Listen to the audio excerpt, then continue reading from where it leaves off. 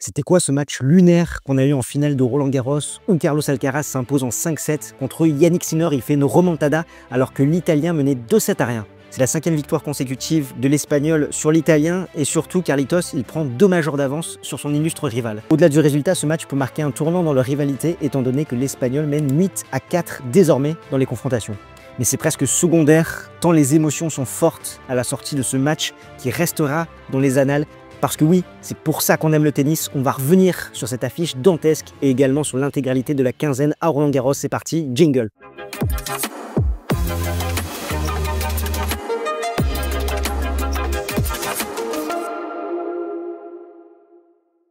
Pour la 8e fois depuis les années 80, les finales hommes et dames d'un tournoi du Grand Chelem ont opposé le numéro 1 au numéro 2 mondial. La dernière en date, c'était l'US Open 2013 et à Roland-Garros, il faut remonter à 1984. Du côté des messieurs, Carlos Alcaraz a décroché son 2e titre à Roland-Garros, son 5e en majeur, en s'imposant une 5e fois consécutive contre Yannick Sinner. Carlos Alcaraz s'impose en 5-7 contre Yannick Sinner, 4-6, 6-7, 6-4, 7-6, 7-6 en 5h31 minutes de jeu. C'est dur de faire une analyse là à chaud par rapport à ce qu'on a vécu ce dimanche, parce que oui, ce match, c'est pourquoi on aime le tennis. Il y a eu des rebondissements, des frissons, du haut niveau et on se régale d'avance des prochains affrontements entre ces deux joueurs. C'était leur premier match en finale de majeur et ça va peser dans la balance. Mais au-delà de ça, on a eu vraiment une superbe affiche entre deux joueurs qui ont tout donné jusqu'au bout. J'ai quelques notes, c'est un petit peu décousu. J'ai essayé de noter ma pensée au fil de la rencontre. Je pense qu'à froid, on pourra revenir un petit peu plus en détail sur ce qui s'est vraiment passé.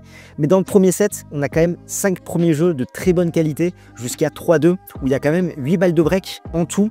On a un Carlos Alcaraz qui va tenter des choses à la relance, notamment côté avantage, essayer de se tenir plus proche de sa ligne pour couper les trajectoires, agresser son adversaire.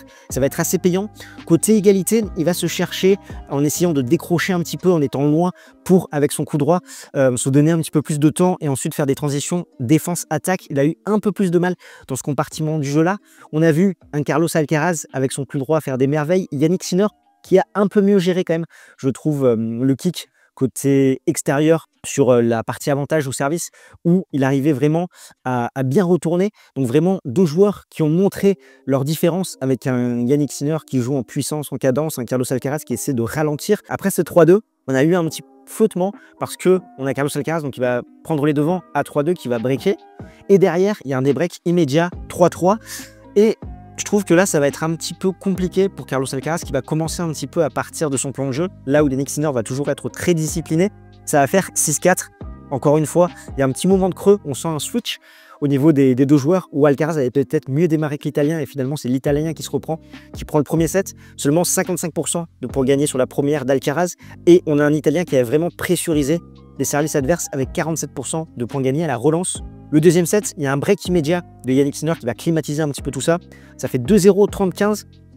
On a un échange qui va faire 23 coups de raquette. Et là, on va voir vraiment le momentum qui va changer parce que selon Rally, c'est Yannick Sinner qui va le remporter. Pour le moment, il dominait plutôt la filière courte, notamment de la relance, du service retour. Et là, pour la première fois, il va commencer à faire son nid également dans la filière longe.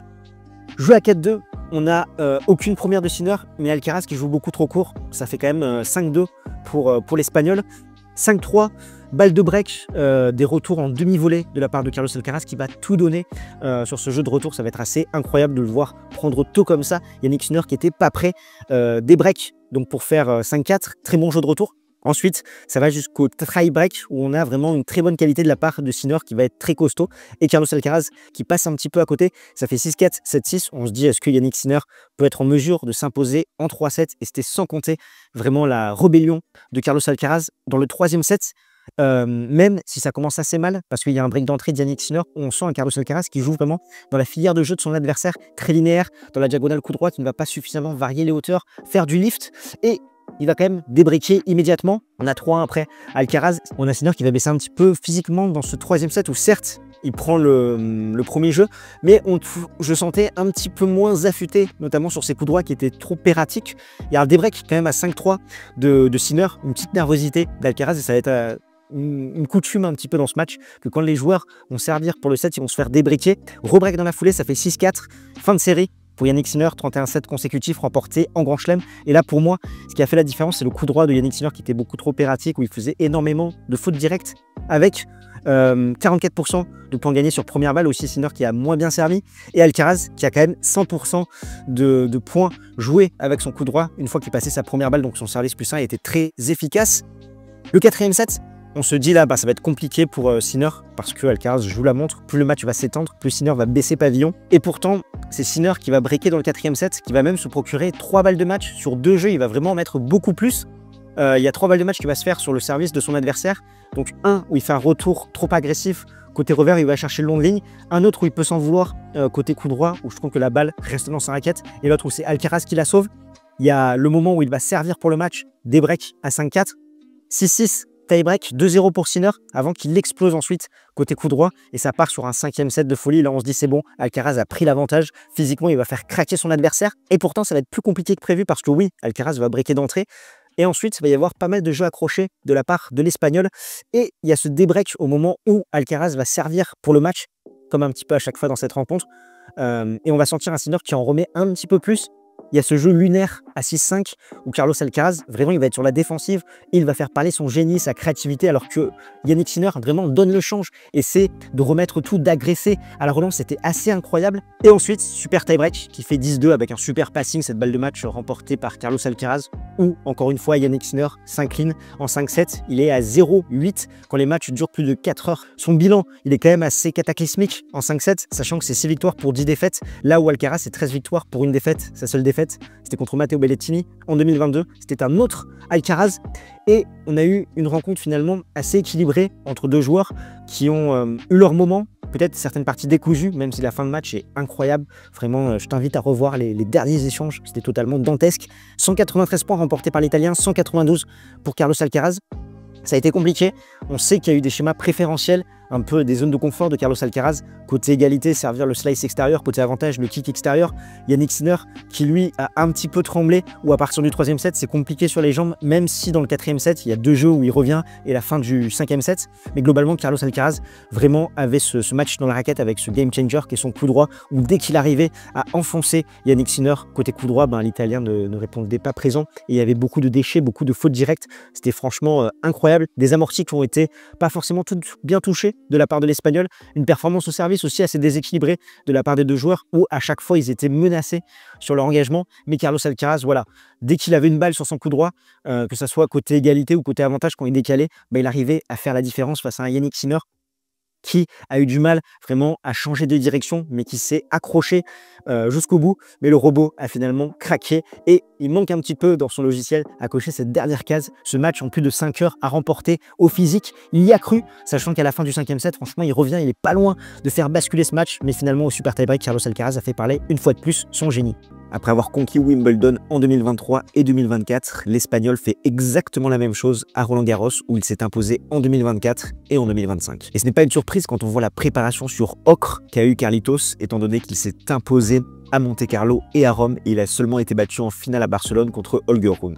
Le jeu de l'Ibérique est taillé pour la surface et sa principale menace, c'est lui-même. Malgré une surface qu'il a su dompter, Jannik Sinner encaisse une nouvelle défaite contre Carlos Alcaraz. Une défaite qui peut faire écho à un tournant dans leur rivalité, étant donné que l'Espagnol mène désormais 8-4 dans les confrontations, vient d'enchaîner une 5e victoire de rang et prend 2 majeurs d'avance. A noter qu'il peut également avoir fait le break pour la place de numéro 1 mondial en fin de saison, avec 1790 points d'avance à la race sur son rival italien. À titre de comparaison, après Roland-Garros 2024, Jannik Sinner avait 1400 points d'avance à la race sur Carlos Alcaraz. Et tout ça, ça peut jouer dans la tête des deux joueurs, étant donné qu'on sait que c'est la rivalité de demain. Néanmoins, c'est à relativiser. En effet, d'un côté, on a Carlos Alcaraz, qui est un joueur brillant mais inconstant, et de l'autre, on a Jannik Sinner, qui lui, par contre, est vraiment très constant tout au long d'une saison, ce qui fait qu'il fait régulièrement des demi et des finales, peu importe la surface, ce qui n'est pas le cas de Carlos Alcaraz. Ce qui fait que les deux joueurs ne s'affrontent pas toutes les semaines, et que pour le moment, ce bilan n'est pas représentatif des forces des deux joueurs, parce que on a un Carlos Alcaraz qui va être brillant sur des surfaces lentes, la terre battue, le gazon, également sur du dur un petit peu plus lent. Donc là, il va tenir son rang. Et quand il va rencontrer Jannik Sinner, forcément, il va avoir l'avantage parce que c'est sa surface. Par contre, comme il disparaît relativement tôt dans les surfaces un petit peu plus rapides, en indoor, sur du dur beaucoup plus vif que celui en Californie, Jannik Sinner n'a pas l'occasion de prendre sa revanche. Et tout ça, ça biaise un petit peu les confrontations. Du côté des dames, Coco Gauff décroche son deuxième titre en majeur après l'US Open 2023. L'américaine de 21 ans qui a connu un début de saison compliqué malgré cette victoire en United Cup contre Igaz Swiatek a retrouvé des couleurs sur terre battue avec 2 finales sur les 2 tournois de préparation sur ocre à Madrid et à Rome. Donc là, c'est un petit peu la consécration. Une victoire 6-7, 6-2, 6-4. Pas un match qu'on retiendra par sa qualité de jeu, mais plus par sa dramaturgie, ses émotions. Dans le premier set, on a une Aryna Sabalenka qui va mener assez rapidement 4-1 avant de se faire double débreaker. Le tie-break finalement sauve un petit peu ce premier set en termes de qualité de jeu. Et derrière, c'est vraiment Coco Gauff qui va prendre les devants 6-2, 6-4. Il y a cette petite alerte, ce mauvais jeu à 4-1 dans le second set, mais il n'aura aucune conséquence. À la fin, pour conclure, elle va un petit peu trembler, mais finalement, Coco Gauff va réussir à s'imposer face à une Aryna Sabalenka qui est passée un petit peu à côté de l'événement, 70 fautes directes, et c'est beaucoup trop, sachant qu'en face, on a une Coco Gauff qui certes a des lacunes avec son service, son coup droit, mais qui a des qualités défensives assez folles. Elle se déplace merveilleusement bien sur le court. Franchement, elle remet une balle supplémentaire. Ça fait un petit peu écho à une Caroline Wozniacki à l'époque. Et là, elle a fait déjouer son adversaire pour décrocher le deuxième plus grand titre de sa carrière. Concernant la Biélorusse, on constate un schéma qui se répète en finale, sachant qu'elle a déjà perdu une finale en majeur cette saison à l'Open d'Australie contre Madison Keys. On pensait qu'elle avait débloqué les choses à l'Open d'Australie 2023 où elle arrivait vraiment avec un service corrigé. Mais non, elle arrive encore dans ces moments de tension, dans ces moments de pression à faire énormément de fautes directes. Et quand on regarde son bilan, c'est 20 titres sur 38 finales disputées. Donc elle n'a pas un excellent ratio. En finale, à chaque fois, elle se tend et quand elle est face à des adversaires comme ça qui arrivent à la faire jouer, à lui faire remettre une balle de plus, forcément, elle va multiplier les erreurs. Elle-même le dit. Honnêtement, elle n'a pas gagné parce qu'elle a joué incroyablement, mais parce que j'ai commis trop d'erreurs.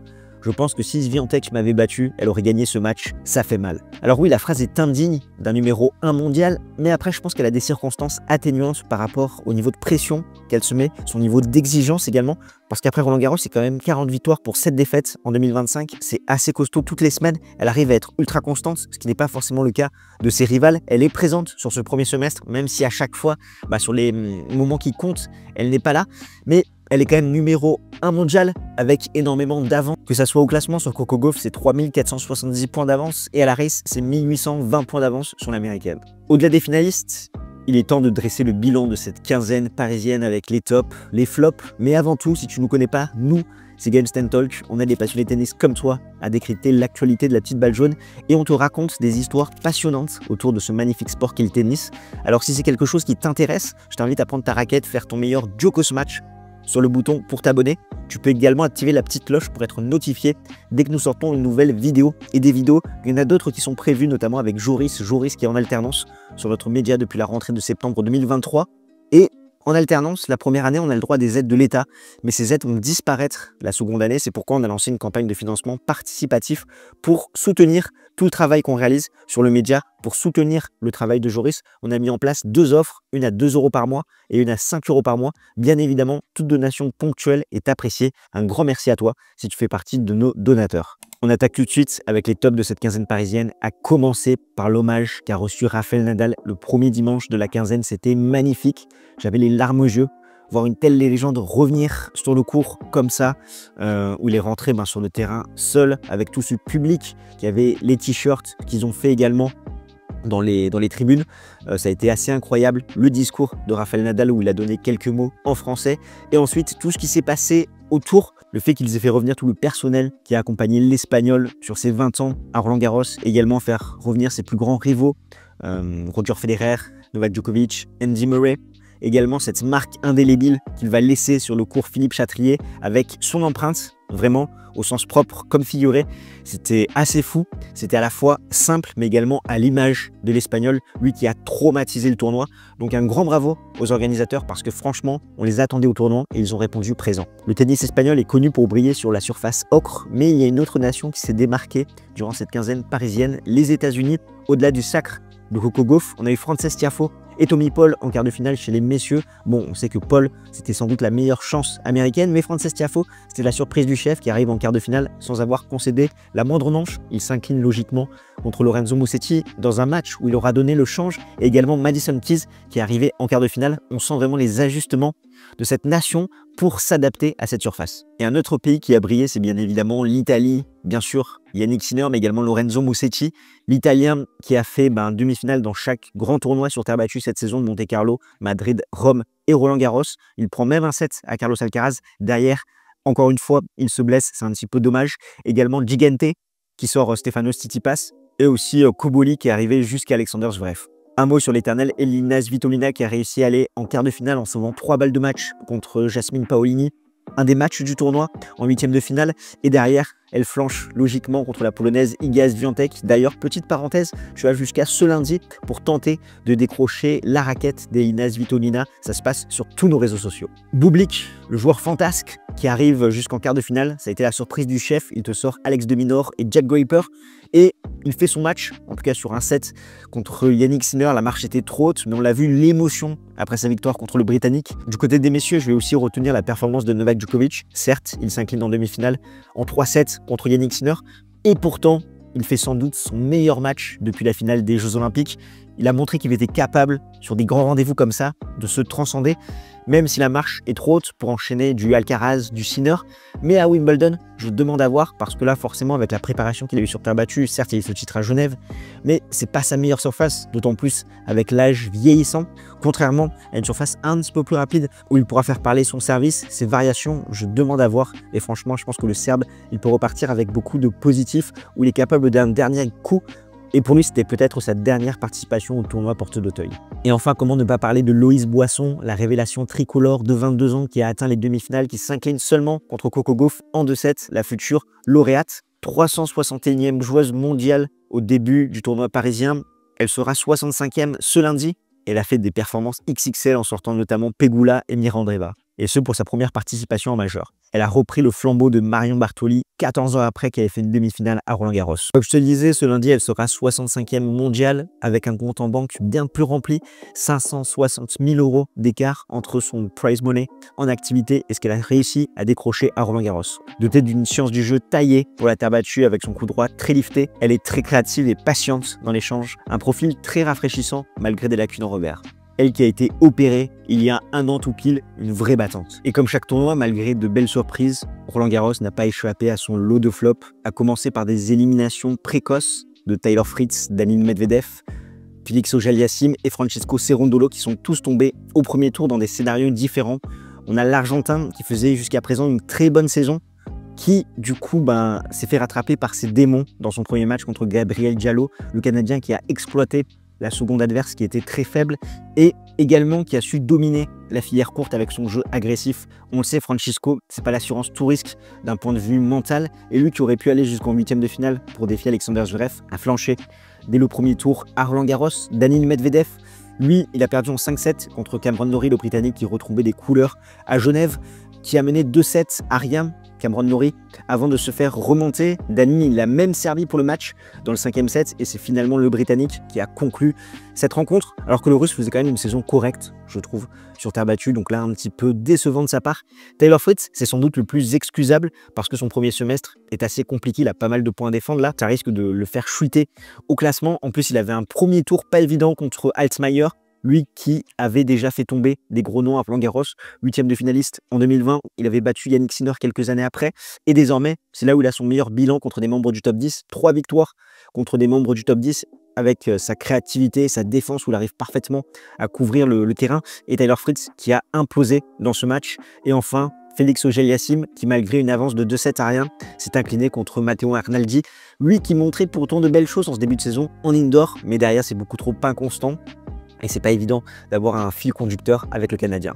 Un autre favori qui est tombé rapidement au deuxième tour, c'est Casper Ruud contre Nuno Borges, le Portugais en 4-7.